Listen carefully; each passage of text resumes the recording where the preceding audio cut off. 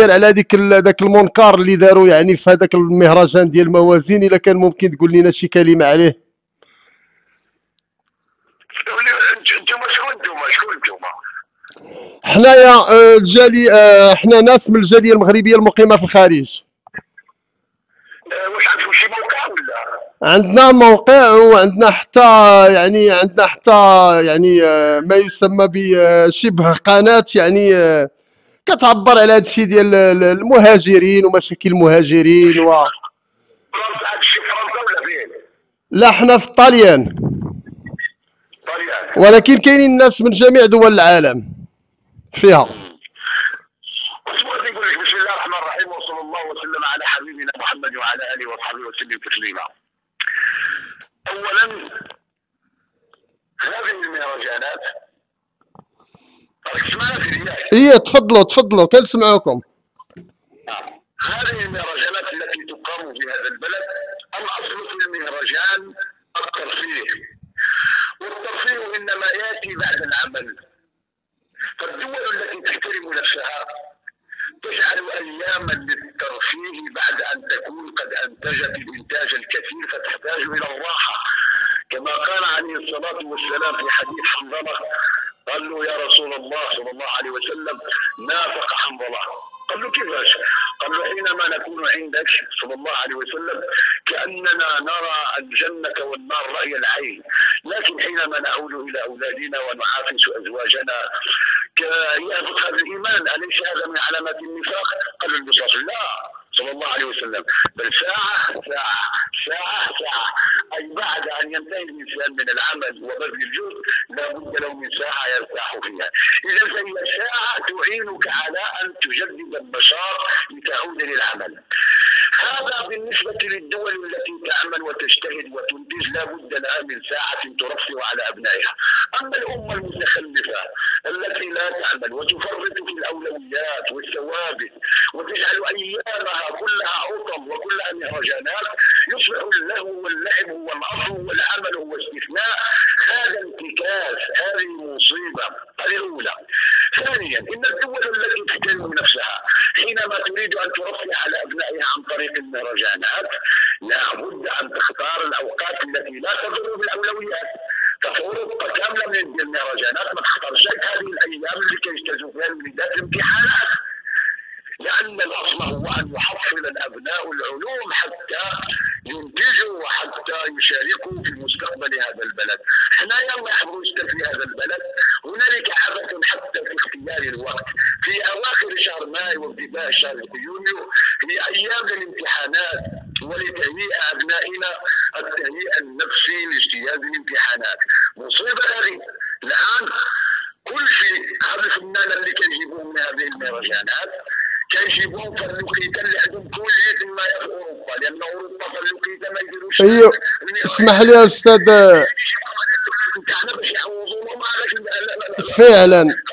فعلا غير اسمح لي يا استاذ نهاري ان هاد المره راه زادوا فيه بزاف، لان لدرجه ان كان داك الشيء فيه العرع، يعني ما عرفتش واش شفتوا نعم. والمسألة كما راك تقول انه جاب واحد الوكيتان للشعب السوري يذبح وفلسطين فعلا والقدس والاقصى الله يحفظ يسكر تعرض للتهويد. فاين الشعور الانتمائي للامه؟ صحيح. هكذا يفعل الناس. هل نرقص على جراح وجماجم اخواننا واطفالنا والنساء التي تنقر بطونهن في سوريا؟ هذه الثالثه.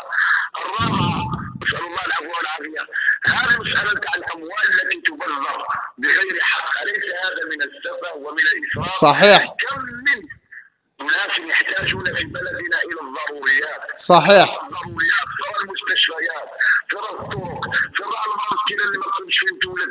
فعلا. دائما كيتكلموا لنا عن القضية نتاع والمصيبة الآن يعني هذا العدد نتاع هؤلاء اللي يجيبوهم 1800 واحد عباد الله وتصرف عليهم كل شيء. هذه المسائل منين راهم يجيبوها الناس؟ واحنا عندنا البطاله وعندنا العطاء، راه كيصرفوا فيه ما يزيد على 50-60 مليار مغربيه تعطى. وزيد الخامسه، شوف سبحان الله، هذه جمعيه واحده من الجمعيات كيف تحظى بكل هذا الدعم من هذا المال؟ منين يجي لها؟ هذه الجمعيه وحدها اللي عندها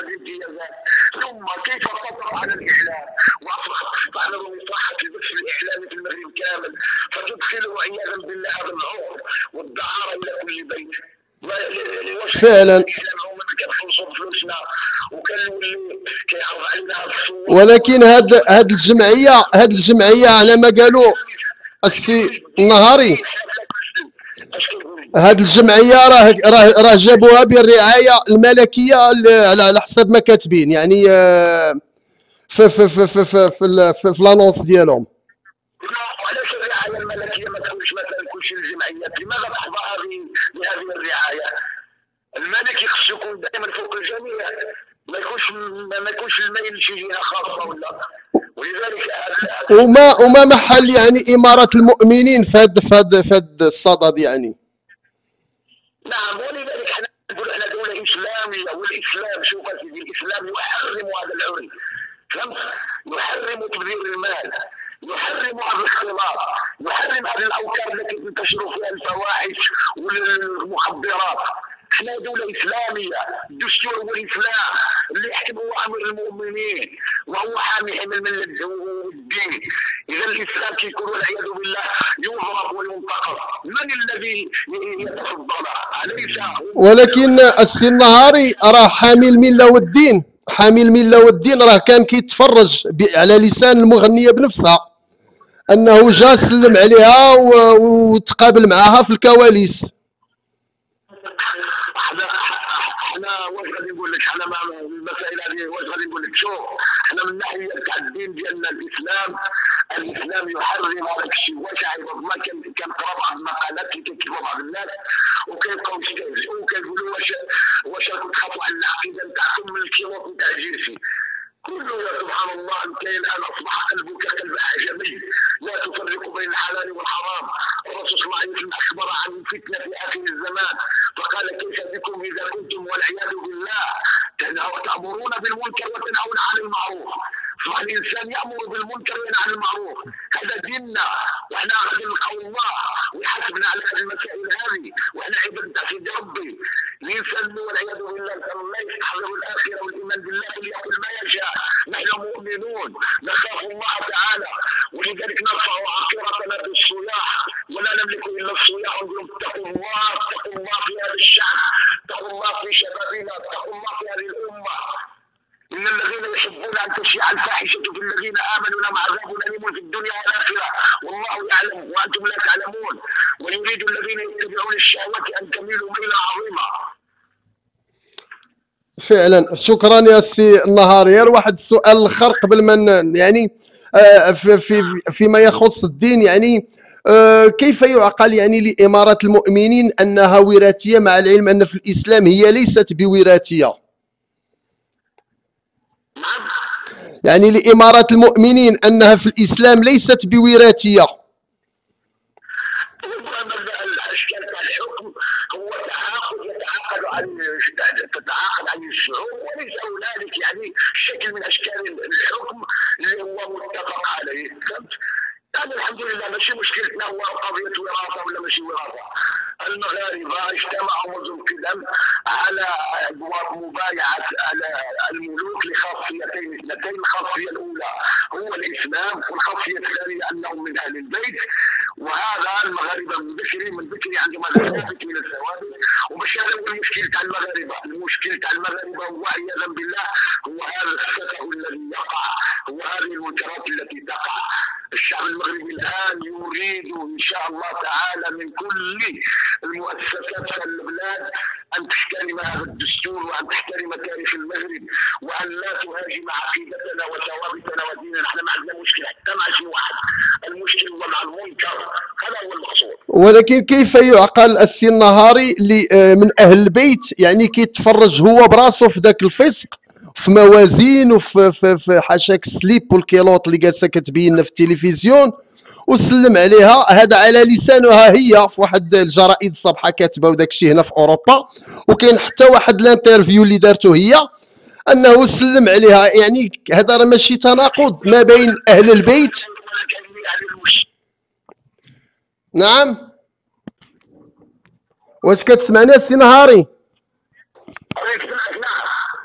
قلت لك يعني كيف يعقل لامير المؤمنين جالس كيتفرج في مهرجان يعني ديال الفسق وسلم عليها وداك الشيء؟ لا انتم قريتوا مثلا الفيسبوك وفي ذاك انه ديك الناس اللي في الرجال عنفاو هذاك الشيء. وهو ما هو دور يعني حامي المله والدين؟ هذه من ذكر حتى الان ان الامراء وحكام المسلمين يقومون بحمايه بيضه الدين والدفاع عن ثوابت هذا الدين، هذه مساله معروفه الحمد لله. واش حمايه الدين هي يطلع يتفرج فيها ويسلم عليها؟ وكان المساله هذه يعني في الحقيقه انتم خصكم قريتوا ولا ما قريتوش مثلا قريتوا اذا قريت؟ لا، هذا الشيء راه لقيناه حنايا في جرائد اللي هي في الخارج على لسانها. راه البي بي سي كتصرح، وعندي التسجيل، عندنا كاين حتى التسجيل ديال هذا الشيء. البي بي سي صرحات بهذا الشيء هي بفمها، وكاين التسجيل ديالها. انا ما كنثيقوش بهبه بريس وهاس بريس. نعم. انتم المهم انا لحد الان واحد انتم شفتوا الكلمه اللي درتها راني نشرفها ان شاء الله تعالى. انا راني شفتها وبارطاجيت هذاك الفيديو اللي درتيه، ديك الكلمه اللي درتيه، ولكن يعني كي كتشوف يعني هنا كنشوفوا بان هذا الحكم هذا يعني في الحقيقه راه حتى الركوع، يعني علاش ما كتهضروش على الركوع اللي كيركعوا ليه في ذاك الحفل الولاء؟ يعني هذا راه ماشي ولاء للملك هذا في الحقيقه. المهم ان شاء الله تبارك وتعالى انتم كلمتوا مع شي علماء في القضيه. ايوا راه ماشي مساله علماء، هذه مساله راه كنشوفوا الصور، الانسان كيركع امام الانسان، هذا راه ركوع يا اخي. هذه راه ما فيهاش مساله علماء ولا ماشي علماء. لا انتم واش انتم هذا الحوار اللي راكم ديروه درتوه ان شاء الله، ولا الاسئله عطيتوها لشي واحد من المغرب؟ حنا كان بيان سور عطيناها في السعوديه للناس علماء في السعوديه، قال لك حرام مطلق. حتى الملك ديال السعوديه راه صيفط رساله للامير المؤمنين. لا واش ما درتوش شي حوار مع شي من العلماء تاع المغاربه في هذا المجال؟ ايوا المغاربه الا هما خايفين وما قادينش يقولوا كلمه الحق. واش يعني هذا هو الدين ديالنا؟ راه قال الرسول صلى الله عليه وسلم يعني خير الجهاد كلمة حق عند سلطان جائر. الحق حق والباطل باطل. ايوه نعم.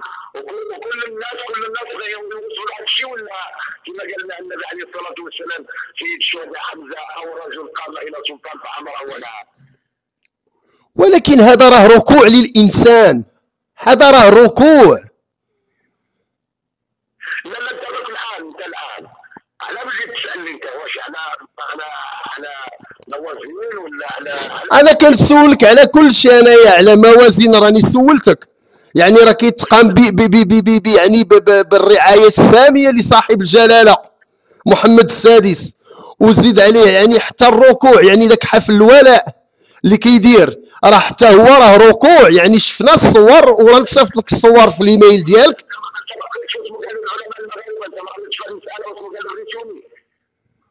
اشنو قال الريسوني؟